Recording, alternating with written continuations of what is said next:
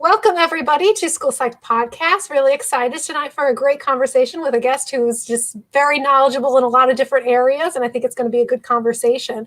My name is Rachel. I'm a school psychologist in Maryland. I'm going to pass it over to Rebecca, who's going to tell everybody how to participate live tonight. Rebecca. Hello, everybody. I'm Rebecca, and I am excited to be looking out for notifications for your questions, comments, thoughts, experiences. And if you are watching us live tonight, you can comment right alongside the YouTube video. We'll be looking there as well. We will be looking on the Facebook pages, School Psych, Your School Psychologist, or the School Psych Podcast page, our dedicated podcast Facebook page, and on Twitter. Please tweet using the hashtag Psyched Podcast, and I'll be looking out for you. We can't wait to have your participation in this conversation. And even if you're watching or listening on iTunes or Stitcher or wherever you get podcasts later in time, please continue the conversation, because we have so much to learn and gain from these times together where we're engaged in intentional thinking together on how we can be our best as school psychologists. So we look forward to continuing the conversation over time. And now I'm going to hand it off to Eric. Hi, everyone. My name's Eric, and I am a school psychologist also in Connecticut. And I am excited to introduce our guest tonight. He's a school psychologist that I have followed on social media for a little while. And we met last year at NASP, and we were just sort of joking before we started that we were all kind of just admiring, like, oh my gosh, Dr. McClure, and we were excited to meet him. And it wasn't long after that we shut down for the pandemic, and Dr. McClure's social and emotional learning material have come in handy for many of us who were doing online teletherapy and telecounseling support for our kids, and just trying to navigate the myriad of social and emotional needs and issues with equity and diversity and things that the pandemic magnified for many of us. So we were just excited to have him here to talk about so many things. I want to tell you just a little bit about him and who he is. Dr. Byron McClure is a nationally certified school psychologist. He holds a BS in psychology from Hampton University and his specialist in school psychology degree from Abilene Christian University, and his doctoral degree from Indiana University of Pennsylvania. The program I am a big fan of, by the way. So many good school psychologists have come out of that program. His dissertation work was in investigation of CASEL's select programs with minority students from high poverty communities. And he has a number of years experience providing school psych services, therapeutic support, and consultative services in the school setting. He is a school psychologist in the DC public schools, and just has a wealth of experience and knowledge. And so, Dr. McClure, welcome. We're excited to talk with you, and we're happy to have you here. It is official. I am on the School Psych Podcast. Life is great. Life is officially perfect now. I am a happy man. No, thank you all for having me on the platform. I've been a fan for a while now. And like you said, running into you all at just last year when, the world was open was certainly a highlight. But, in this moment, this means a lot. So thank you all for sharing the platform and inviting me on to talk about some of the great work I've been able to do so far. You're welcome. I wonder, there's so many things I kind of want to pick your brain about because I'm just really impressed by the work you're doing. Maybe we could start with your dissertation, the exploring CASEL and the work with minority students. You certainly have blossomed into a number of social and emotional learning activities and a sort of a curricula a little bit. Maybe tell us a little about how that started and your interest in that area and your SEL work. Yeah, absolutely. I think that's a really good place to start. And this story has a number of different players involved. And it really speaks to the need for social emotional learning. I know going into the field, I've always wanted to work with Black youth, with minority students who look like me. And so going into, my doctorate program at IUP, I wanted to have that body of research along with it.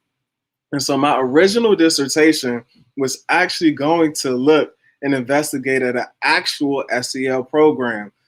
Shout out to Dr. Murrow out of University of Oregon.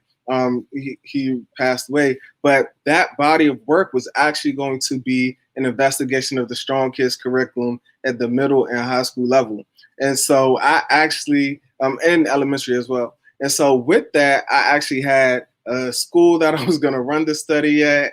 I had the admin who was on board, but my population, my demographic was high poverty, high needs. And one thing that people should know is that there's high turnover rate, lack of resources, all of those things. And so by the time we got ready to start the study, the entire admin left. Several of the staff members who actually were going to be the interventionists left. And I'm sitting there like, what am I going to do? I have this dissertation and no study. And so this is where the players come involved. Dr. Scott Graves, I randomly sent the email and we started building a connection. And he just happened to check in with me. And I was like, Dr. Graves, this is where I am. They pulled out. And he just so calm and cool. He was like, just do a meta-analysis. I was like, a meta-analysis, what? It's like, yeah, just do a meta-analysis. And so I started doing research. I looked into what a meta-analysis even was, and I did it. And so I actually did a meta-analysis where I looked at CASEL select programs. I combined a number of different studies. I combed through effect sizes. And long story short, I wanted to see which SEL programs were the most effective for youth of color from high poverty communities. And that meta-analysis, it allowed me to research at that point in time, all the SEL curriculums as evidenced by CASEL. And then I was able to see these are the most effective SEL programs. These are the best practices. And that really was the launching pad to my SEL work. And I want to make sure that I tell that story because especially in our space as school psychologists, it's not that many Black school psychologists in this space. And I wouldn't be, well, I probably would, but my chances of becoming Dr. McClure greatly increased because of just that small connection with Dr. Graves. But in that research, I was able to find there were a number of programs, really 7 programs that are deemed CASEL select programs. And those programs were found to be effective for minority students from high poverty communities. And that really laid the groundwork, that laid the foundation of my research. And I'm sure we'll get more into it in a little bit, but to stick to it, that really laid the foundation for my research.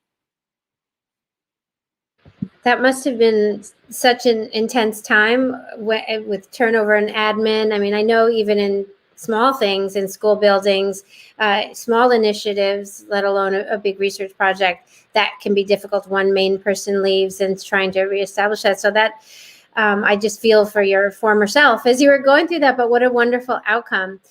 I'm wondering, as you were looking into the studies that existed, was anything about the research that you were analyzing in your dissertation and your meta-analysis surprising to you? Was there a lot of information out there for students of color from high poverty areas? Was there less? What did you find as you began the investigation? That's a good question. It's also an important question because what I found, it both was surprising, but then it really wasn't. And I say that because what was surprising is the lack of research for my particular demographic, students from high poverty communities, minority students as well. And what I found is there just wasn't a ton of research. In fact, when you comb through those CASEL select programs, and it's also important to note when we're talking about CASEL, that's the gold standard, that's the body, the Collaborative for Academic Social Emotional Learning, and they have an entire committee. And they just comb through SEL curriculums, SEL programs. Then they give you this designation, right? Saying that you are the best of the best. You are the most effective. You met our rigorous criteria, and we are deeming you, we are knighting you a CASEL select program. Why is that important? Because out of that body, out of all of the programs that they combed through at that time, there was only a handful that met not only their criteria, but then my criteria for my meta-analysis, which meant that they utilize research and different procedures that utilize mostly minority students, or they utilize research procedures that utilize mostly students from high poverty communities. It just wasn't that much research out there. Why does that matter? That is huge, because most of the SEL programs that are out there aren't geared towards minority students, and they're not geared towards students from high poverty communities, which means all of these people are spending thousands upon thousands of dollars on SEL curriculums that don't fit for the kids who need them. That's a problem.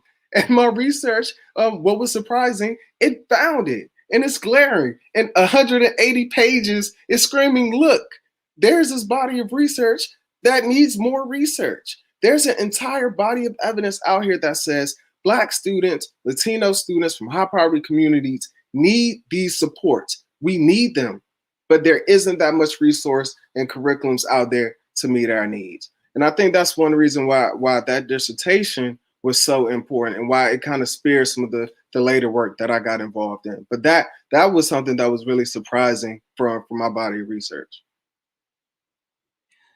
That's so crucial. I think back to our assessment procedures, and the story of Larry P. that we've probably all heard, and that we weren't standardizing tests on anybody except Caucasian students, initially, and yet we were applying them across the board to everybody, with no nod to culture, no consideration for culture or second language or any differences that students might have had.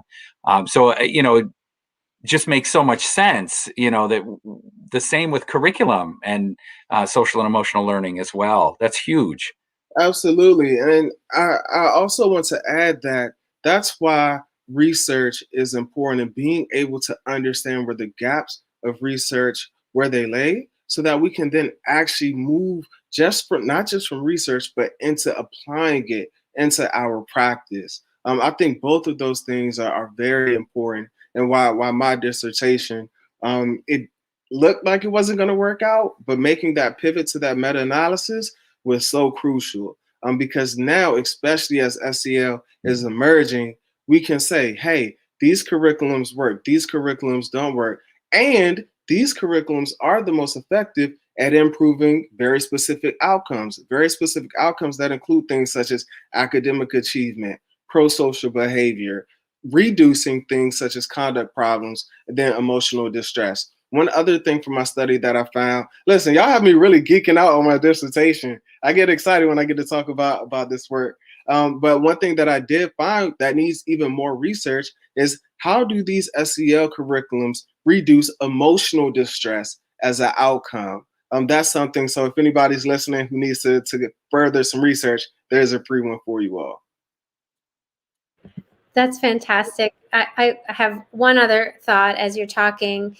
As you were exploring the curricula, did you find an overlap in specific kinds of curriculum for diverse populations, like anti-bias or anti-racist curriculum? Is there even any research on that? And what's the overlap between that kind of pedagogy or social emotional learning with just sort of the Castle Select, the usual, the competencies of the Castle competencies of social emotional learning, and specific anti-racism work? So there's a lag on my side. So I got some bits and pieces. I heard anti-racist, I heard SEL. And so I'm just going to answer the question based on what I'm piecing together in my head. At the time of my research, there wasn't this anti-racist movement is recently emerging. And so at that time, no one was saying anything about being anti-racist or culturally affirming or any of those things. But that's what I was looking at. I wanted to dig deep into those curriculums to see if they mentioned themes of self-identity, if they talked about, bringing out the strengths. I wanted to see if there were a representation inside of these curriculums. And those curriculums that I identified, they did a decent job of getting at it. And one really important thing, that some of those curriculums also tied in a family engagement piece as well. But again, there wasn't that many of those programs, and more research needs to be done. So what does that mean for us now and moving forward? I did my dissertation back 2015, 2016. And so here we are in 2021, and now everyone wants to be an anti-racist, where most people are doing a really poor job of being anti-racist. And we're looking at SEL curriculums. Most people are not doing a solid job of integrating these themes and concepts into their SEL curriculums. Shoot, just aside from SEL curriculums, looking at schools, most schools aren't doing a good job of integrating these things. And so one of the things that I've purposed to do, whether it's through my practice as a school psychologist, whether it's through SEL content that I'm developing, is making sure that at the core of my work lies themes of social justice, racial justice, equity, liberation. Right, we talk about Rebecca, the Thriving School site. Her platform is thriving.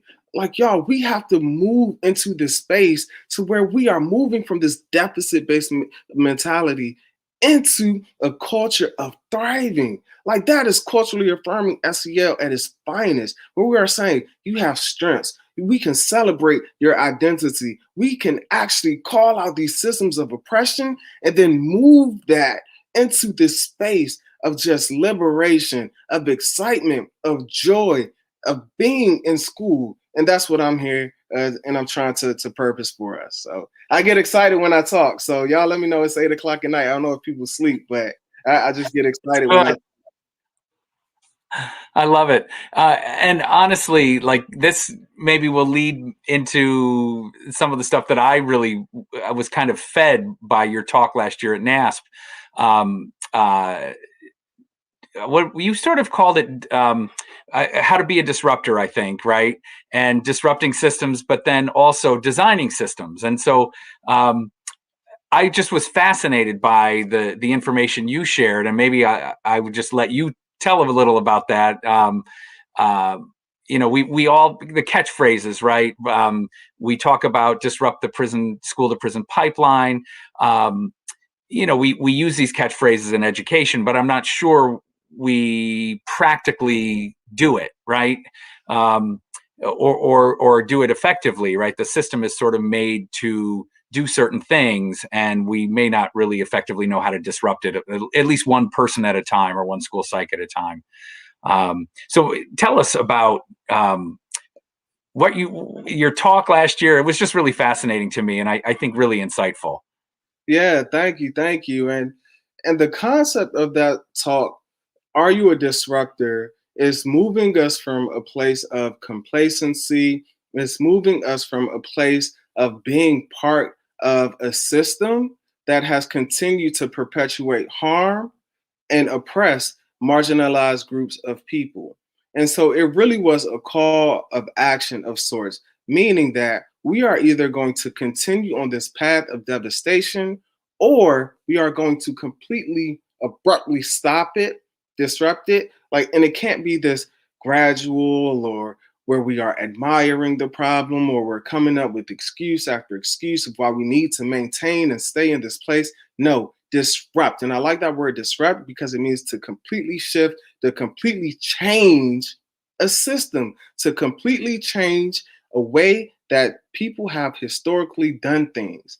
And that word historically is important because, especially in the context of systems, especially when you're looking at education, because education, if we believe it's a system, has been set up to get results and outcomes. Going back to my dissertation, I'm looking at improving outcomes. So if I have that belief that things were set up to get certain outcomes, then we have to look at the outcomes of Black youth, right? And what are these outcomes that they're getting? And in the research is oftentimes negative outcomes, truancy, disproportionality, all of those things. I don't want to dwell on it because, again, I'm moving towards this thriving practice, but that's the reality of where we are. And so if we believe those things, then we must say that these outcomes are not equitable and they're not just. So let's disrupt them. In order to disrupt them, I always start that you have to have an understanding of the historical context that has led to these very systems that are in place right now, right?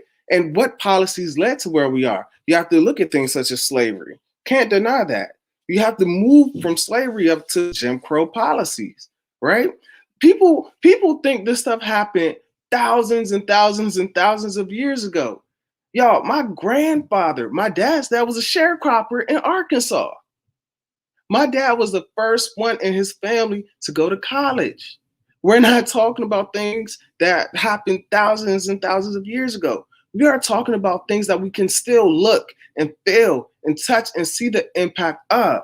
So, me in my space as a school psychologist, I am under the belief that those practices and policies and ideals have simply been shared and passed down generation to generation to generation, which continues to perpetuate the cycles of oppression that we see now before us. And if we are serious about being anti-racist, about integrating culturally affirming practices, we have to have a lens to where we can look back at those things and say, we're not going to continue perpetuating them. How are they showing up? And how can we disrupt them? Why? So that we can then design more equitable practices, so that we can create policies and ideas that produce favorable outcomes for certain groups of people. My daughter's like loving what I'm saying, so she's like down here to show some love. Oh, so sweet. I too love, this concept, and this is new for me, of disrupting and being a disruptor, because I feel like it gives you that first step. And it used to be that like saying something or calling something out was like looked at as impolite or rude, or you wouldn't want to rock the boat. You don't want to make people feel uncomfortable. And, giving people the message that no, like it's your duty to speak up and to disrupt when you see something wrong, and to make changes and to do that. So I find the whole thing kind of refreshing and a little bit, it's difficult.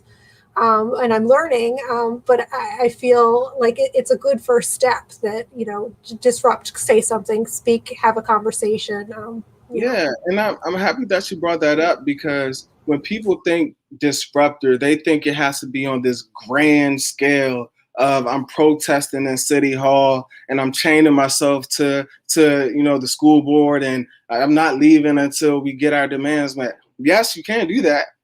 I don't want to get anyone in trouble. However, it also means doing exactly what you said. I don't even know if you caught that, but asking why.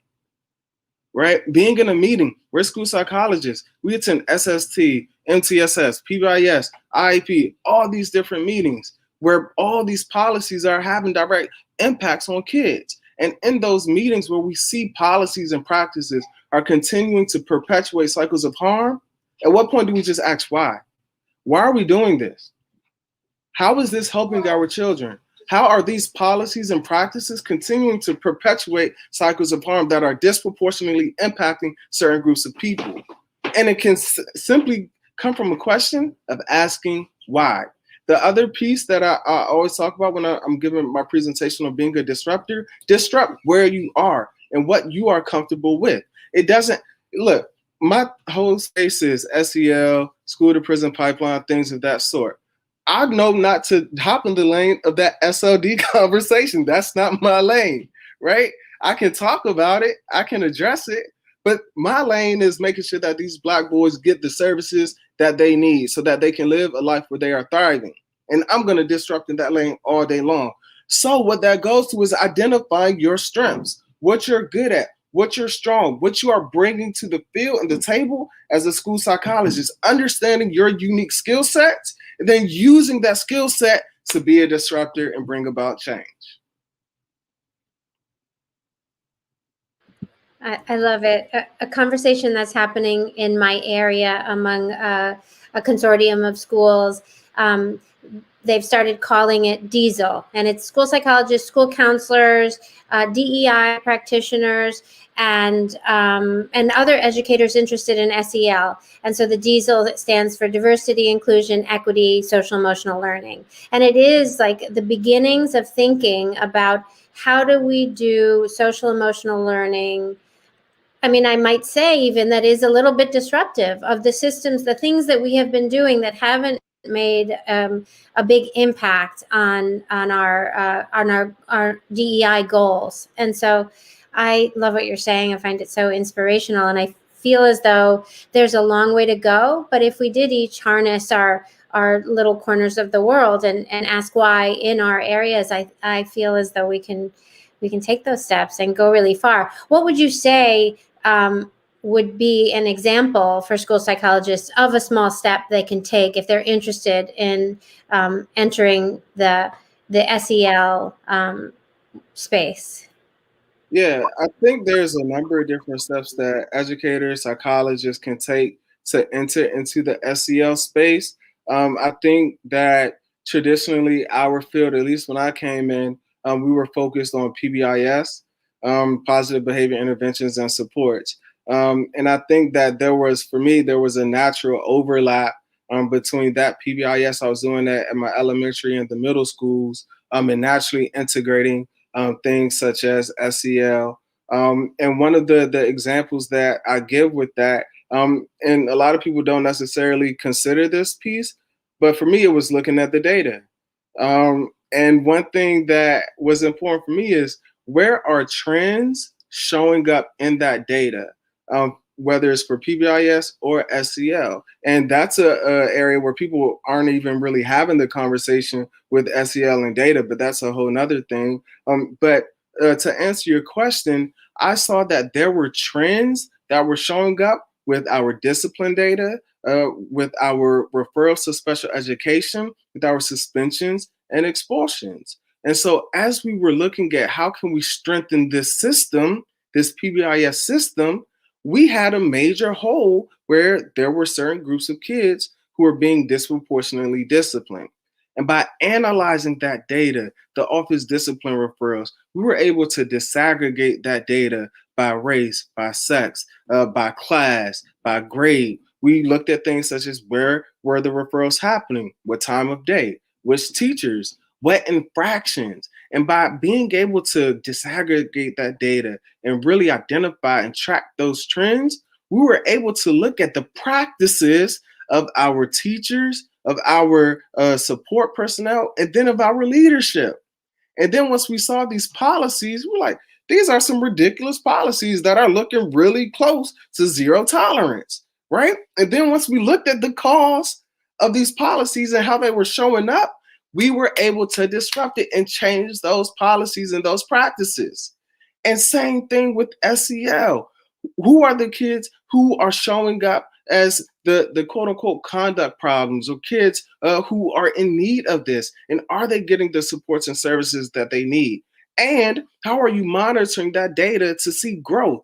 What surveys are you using? What metrics are you using? And how are you saying that these students aren't getting what they need? And how can you find ways to actively meet the needs of those students? And so to simplify that, finding existing systems that are already in place and finding ways that you can build on top of that. Another example, and it's kind of shifting away from the SEL piece, but still relevant, I think, has been, at least in my district, they're shifting from RTI to MTSS, right? And one of the things that I work with teams on is, how can you look at what you've already been doing under this RTI and different teams inside of your school, and how can you shift and build on top of that to meet the needs of all students across all tier levels of supports based on the intensity and needs of those students? And so just tweaking it to make sure that you're taking what you're doing and shifting it to still get those intended outcomes for students.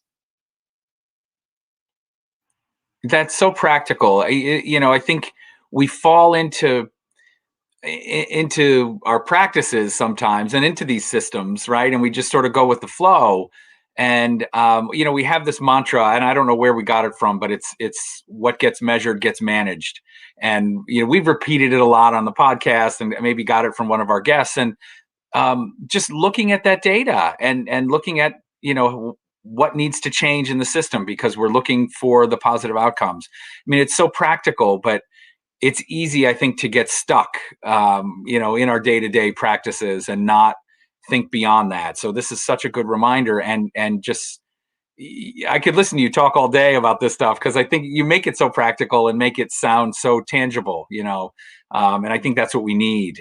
We need to be able to do this, not get stuck as we do, and then wonder why the systems are staying the same or why we're not having good outcomes. Absolutely. I know that we had some viewer questions, and I'm wondering if we should circle back to those before we hear a little bit more about the work you've been doing, especially since COVID. I know I follow you on Twitter and I see videos and all sorts of cool things coming from you. But I know we had a question. Let's see, here it is.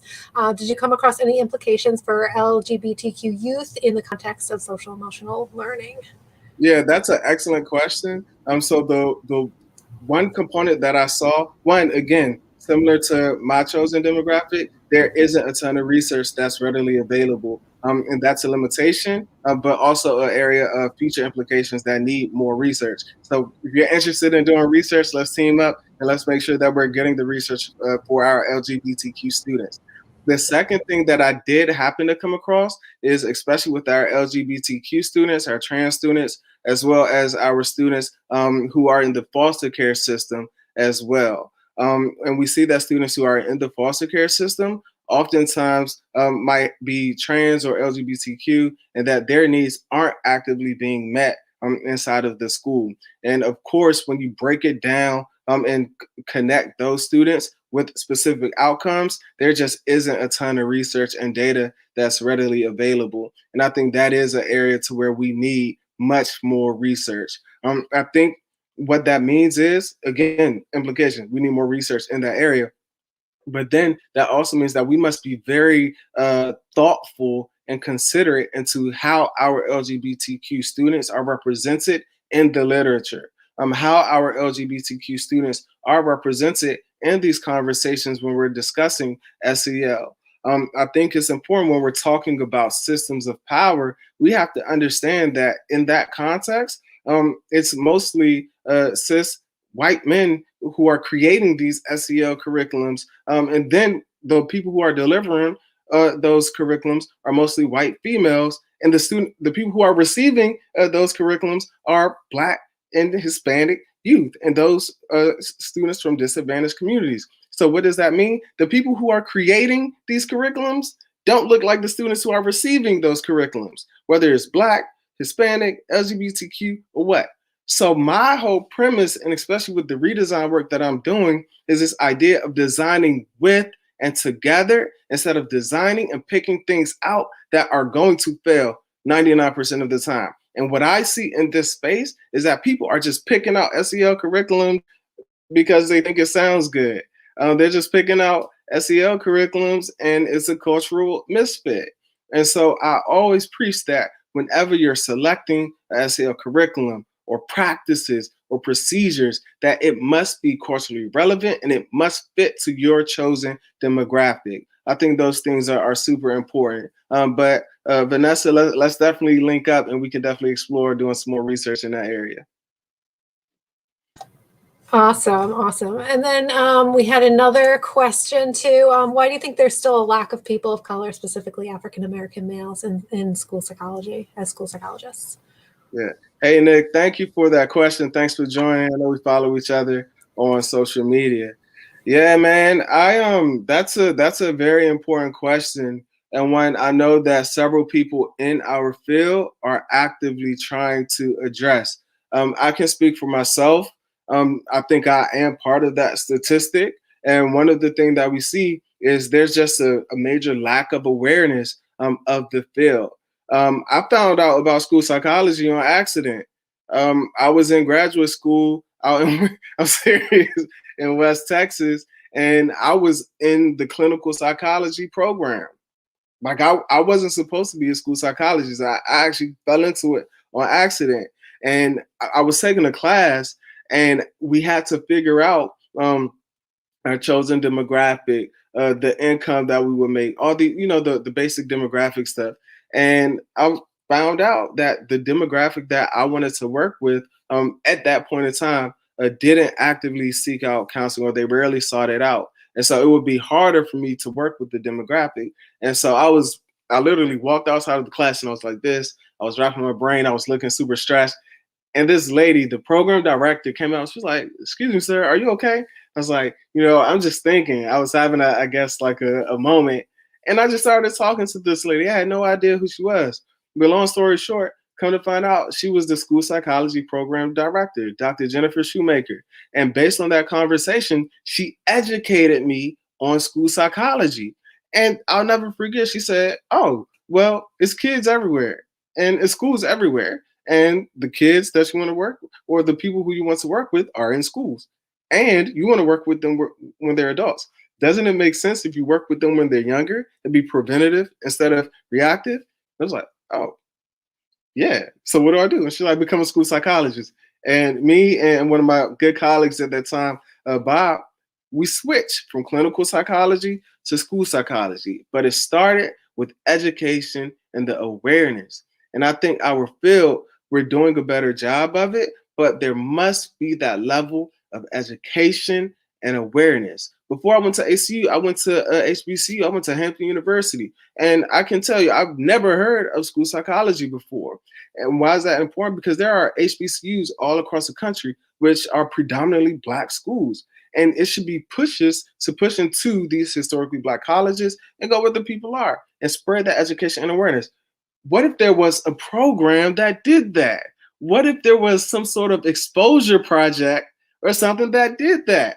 Well, Dr. Charles Barrett and the African American Culture Committee, they are doing just that, where they created the NAS Exposure Project, where they are educating, they are spreading awareness of the field to high school students, to graduates, or to undergrad students, so that they can have a knowledge and understanding of the field, then hopefully enter into the field.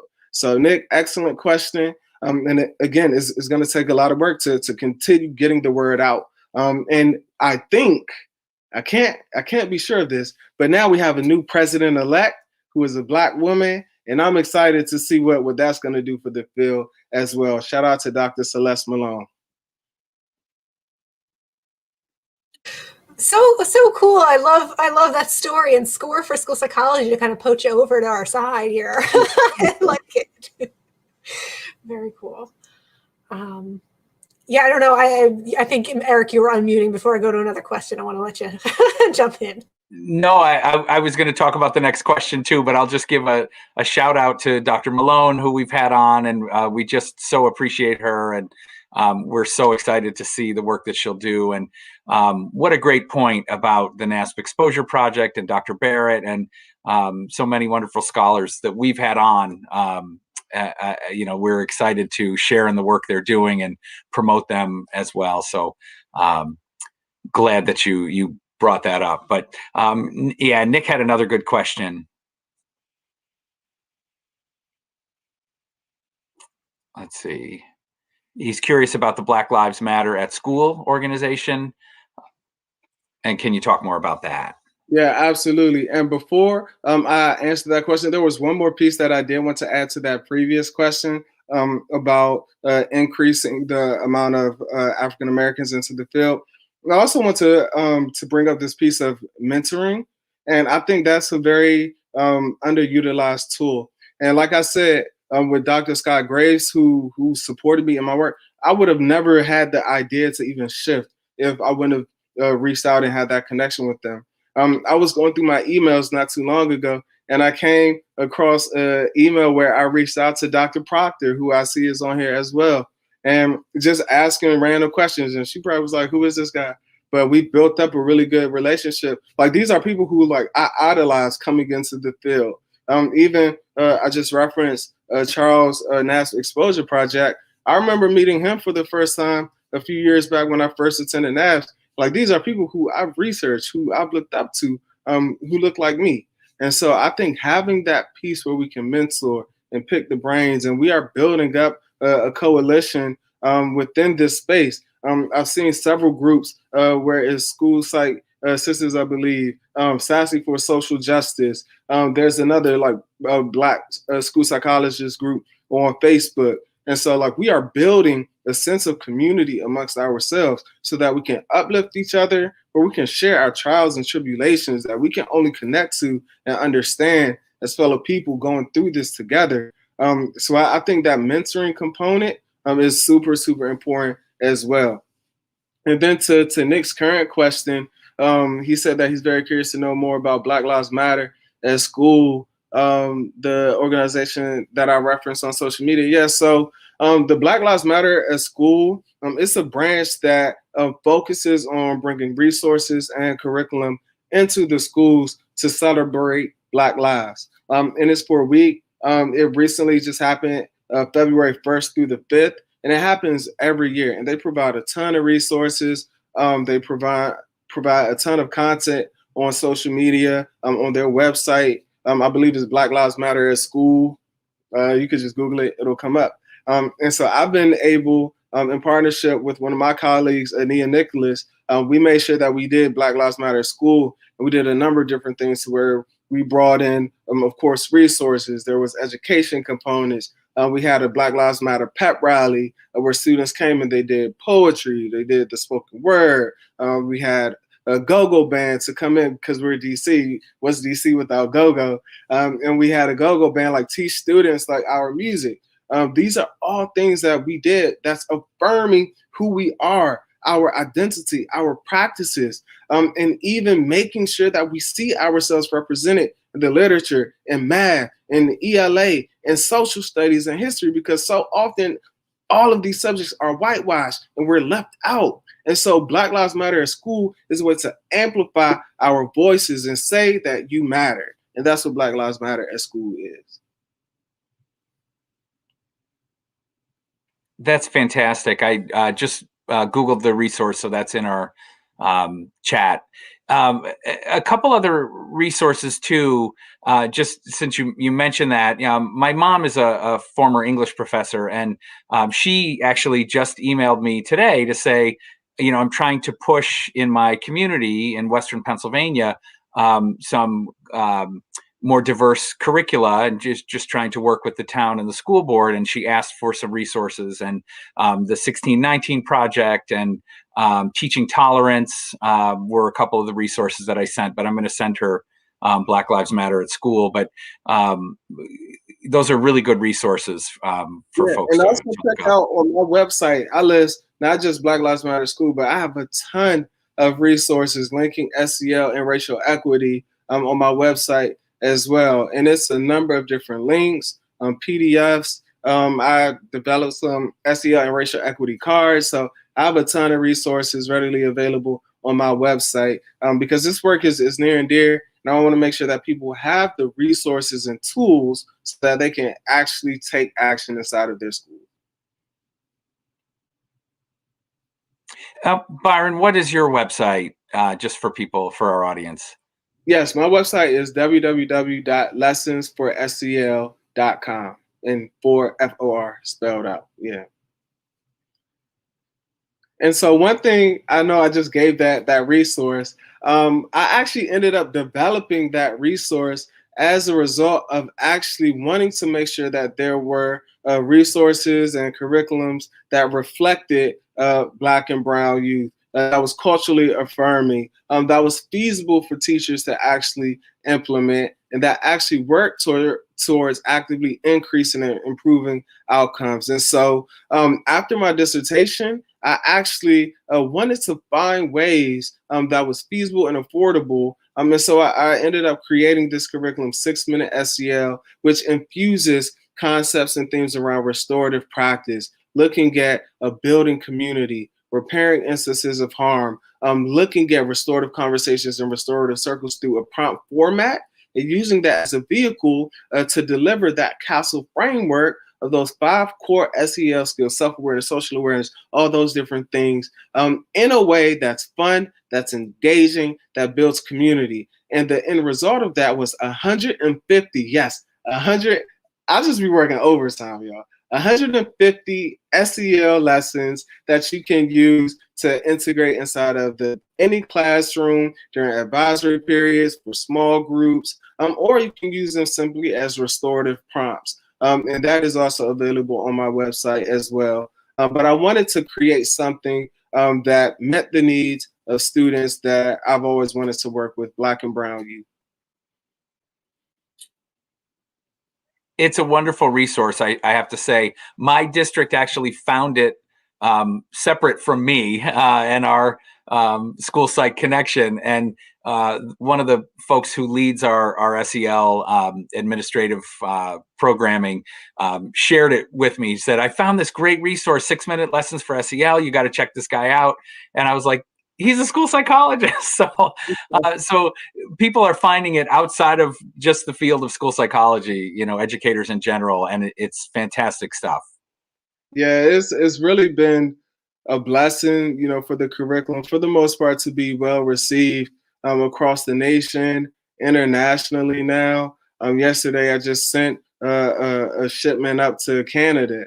And so it's been really cool to see the lessons being well received because the intent is pure and it's simply to improve outcomes for youth and for our children. So I'm grateful. I've only been doing this for a short while, but with everything in me, I'm going to continue pouring my all into this work. So question on the materials, is this a tier 1 type of thing, like a class-wide thing? Is this small group? How is it delivered? Yeah, excellent question. And so with the lessons, I wanted to design them so that they were flexible, that they could be easily differentiated across grades, across ages, and across tiers as well. And so I did a very short feasibility study. And one of the things that I found out from that short feasibility study is that most people are utilizing them during an advisory period as a warm-up during small group or a think, pair, share. So that means that it fits across all tier levels of support. You can use them with all students during a warm-up activity, or you can break it down for students who need more intensive levels of support at tier 2, dive deeper, as well as at the tier 3 level of support as well. I feel like that's awesome and that's so important. I've been trying to, as a school psychologist, you think about, you want to make a difference in kids' lives, and you also want to make kind of a difference in as many kids' lives as you can. And so I often look at tier 1, where school psychologists aren't necessarily really included in tier 1 discussions on what curriculums look like and how things are. So I think it's so important I feel like that's bringing school psychs, having that resource, bringing school psychs into kind of a tier 1 discussion, and then also having the flexibility to go more intensive when needed. So awesome. Absolutely. And I thought that was important as well, especially so that we can make this work accessible. And even, in the midst of a pandemic, when the pandemic hit, it's so hard to believe almost a year ago, we were rocking and rolling with the lessons, the pandemic hit. And so back in March, I made a shift to make sure that SEL was still implemented despite everything that was going on. And that's where I created listen, I'm not like you all, y'all have it on lock. I tried dabbling in a YouTube channel. And so I created my own YouTube channel. Listen, y'all got it. I'm trying to learn from you all. But I ended up creating this series of YouTube videos, these SEL video lessons of the week. And I don't know how I did it, but I was cranking them out every single day from March up until June. And then I took a break, and then people were like, when am I going to get my video? And so I actually came back in August and have been releasing a video, a lesson of the week from August all the way up until now. And I literally just released a week 27 about an hour or so ago. And so, just making this SEL content readily available and accessible so that our students can improve and grow and reach those outcomes that we want. The videos are fantastic. And I wonder, you joke that it was a new exploration but it's so well done. What was the most challenging part? Was it the actual technology pieces, or what was hard about it? It was part of the work that I do is, these principles around design thinking. And one of the principles is design fast, fail fast so that you can learn. And I made some really bad mistakes that I'm sure you all probably know. In fact, I had Tim McIver, I think I said his name right. He watched a couple of my first videos. It was like, dude, you need a mic. And going back, I'm like, oh, why did I put that out? But the quality sounds terrible. But people were so grateful and gracious, I guess because they just wanted SEL content. But yeah, I definitely had to learn, whether it's the audio or creating visuals, and even for myself, making sure that I consider myself to be, pretty culturally competent and have a high cultural awareness. But still, people would say, "Hey, have you considered doing this, or have you considered and making sure that your videos are inclusive? For example, using closed caption on your videos." And I had never thought of that before. And so really it's more of a learning as I go with the videos, to where now I think the videos are at a pretty decent place. I'm still learning, I'm still growing, but it's been a pretty fun ride so far. Well, I've relied on those so to send with especially when we were remote. I was just so appreciative of all the content you developed and shared for free. A lot of all those videos. I think about and your work is not expensive either. Your lessons and other things. We need to support you and the work you're doing. You put a lot of time into this, and the fact that you're research based and you've done so much um, you know, study into this whole process, rather than, many of us who are, it's kind of like random acts of therapy or random acts of SEL, on a regular basis. We need to be using curricula that are appropriate and they're research based. And you've done this work. And so we appreciate it. And really hope that, people buy your stuff. We as educators give a lot away, and we all don't make a ton of money doing this. So I hope you sell a lot of material, and we just so appreciate all the work you put into it. Thank you so much. I certainly appreciate that. That means a lot. As you were talking, I'm just sitting here like I'm really on this podcast with these legends. So that was just like a nerd moment that I just said, hey, this is cool. We love having you on, and we're so thankful. And I mean, I was the National Geographic thing. I saw that on my Twitter feed too. That you wrote a piece for that. And I was like, that's so cool. So we're equally as ecstatic to have you with us.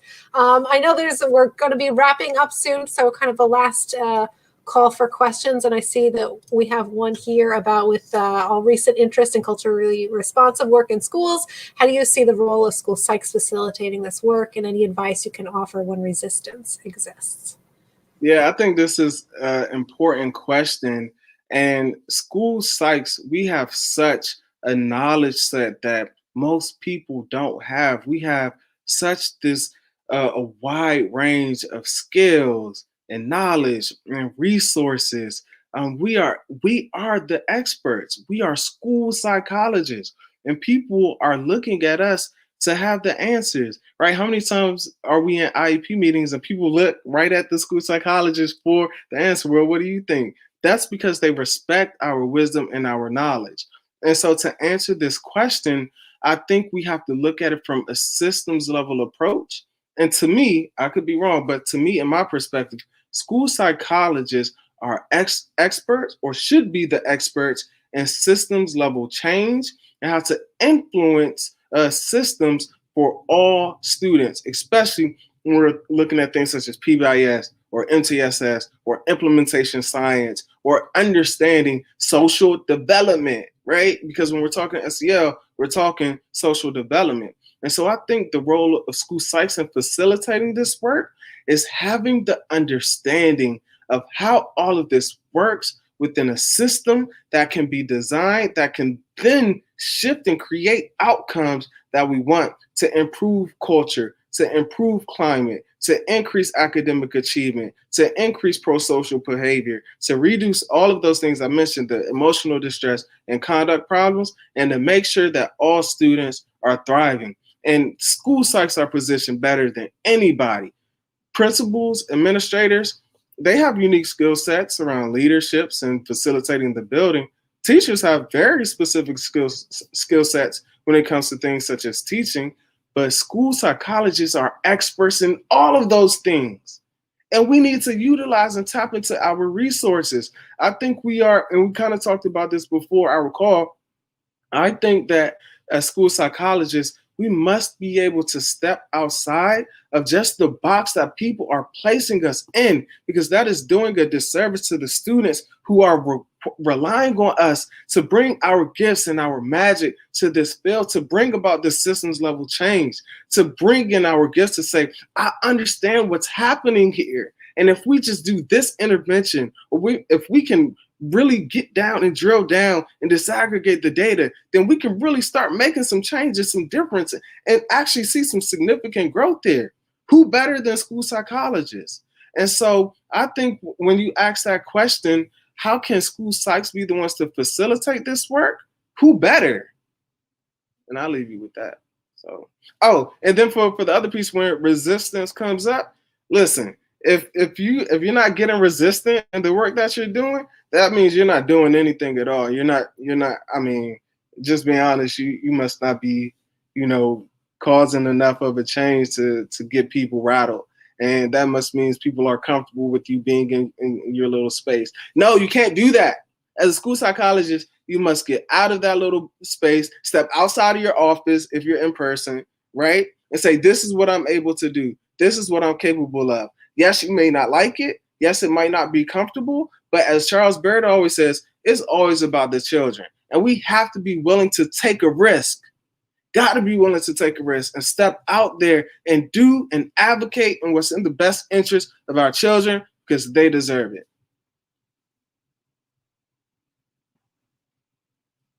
That was awesome. Thank you. We're all just sitting here grinning as you're talking and feeling inspired, and posting in the chat box we want to be like you when we grow up. So yeah, great. We're taking it in. Yeah. I love what you said about if you're not getting resistance, then you're not doing anything, because I think I really just needed to hear that, because it can be so hard, but you're right, the work is so important. So thank you so much for that inspiration. No, thank you all. I know we're coming to an end. Thank you all for having me and sharing your platform with me.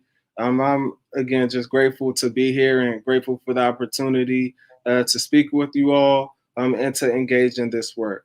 I don't get it right all the time. I'm learning. I'm still relatively, new in this field. I'm just advocating for youth who look like me, and I'm going to keep doing that. Awesome. Thank you so much. And, open invitation. I feel like, there's so much more we could keep talking about, and you have so much to bring. So open invitation. Anytime you want to come back, just let us know. We'll get you back on. All right. That sounds good. Thank you all once again. All right. Good night, everybody. Have a good night. Thank you so much. Good night, everyone.